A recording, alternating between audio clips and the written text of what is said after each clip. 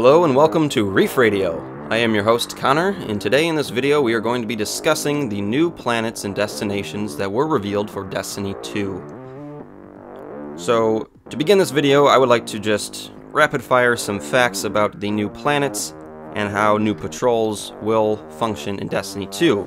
Steve Cotton tells us that we're going to be able to launch any activity or go to any different destination without actually going to orbit whatsoever, which is fantastic. He says that public events are going to be revamped with heroic objectives. There are going to be treasure maps that we are going to be given by these characters who present us with side missions and will eventually give us unique loot. Additionally, we're going to have lost sectors that we will be able to discover. There's going to be new mechanics and new encounters and rewards in these lost sectors. We're going to be able to actually mark our maps with these lost sectors, and these lost sectors are going to function as a sort of dungeon, and this is Bungie's sort of take on dungeons. And in these lost sectors we're going to find a big bad boss who has a key to a chest of rewards once we eventually defeat that big bad boss. And there's going to be a new map in Destiny 2.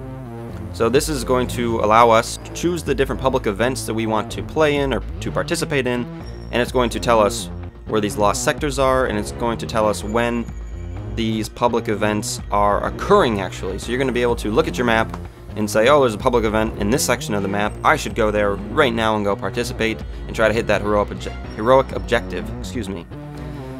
So I would like to move on into the 4 different planets that have been depicted by Steve Cotton and by the Bungie team that we are actually going to be able to visit in Destiny 2. So first I would like to talk about Earth. So obviously we've been to Earth before, but this is going to be a new zone within Earth, and it's called the European Dead Zone. We'd actually heard about the European Dead Zone back in Destiny 1. It was rumored to launch with Vanilla Destiny, but it actually was cut supposedly.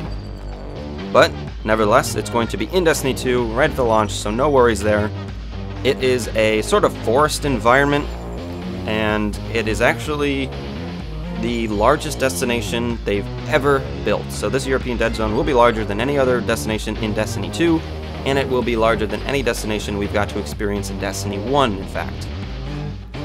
I've heard that it is going to be twice as large as any destination, but don't exactly quote me on that. In the European Dead Zone, we're going to find this character Hawthorne and her camp that she's set up since the tower has been destroyed. So this seems like it's going to function as our new social space actually, and it will be called The Farm from the gameplay footage we've seen. It's subject to change, of course, as with anything that we've seen so far, but we're going to be calling it The Farm, it looks like, in Destiny 2. The next planet that we get to look at is called Titan, and it is a moon of Saturn, and this is where Zavala sort of runs to heal his wounds after the collapse of the tower and the Red Legion invasion of the last city of Earth. This Titan planet, or this moon of Saturn, is just a methane ocean. That's all it is, it's just an ocean.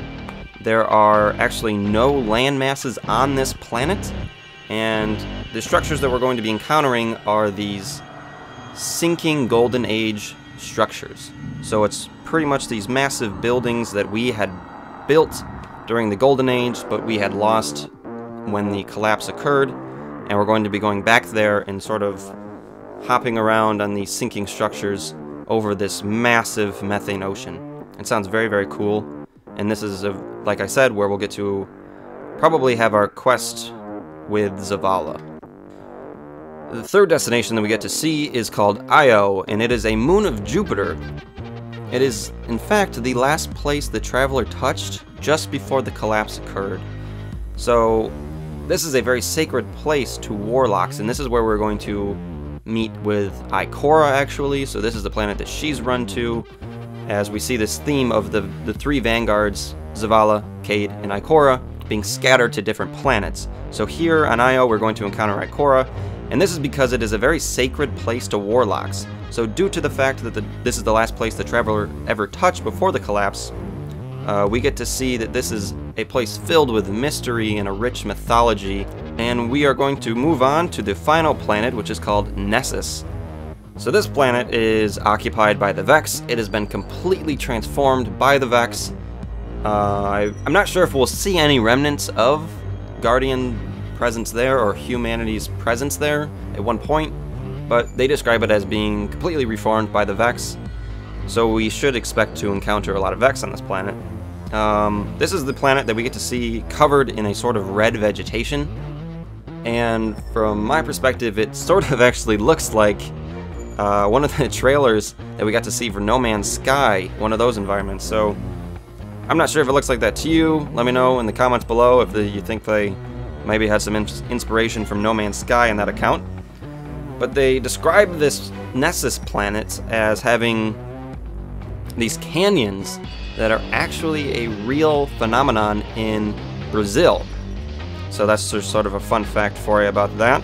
So you might expect a lot of vertical differences and a lot of different jumps that we're going to have to perform on this Nessus planet. But that is all we really get to know about these planets, actually.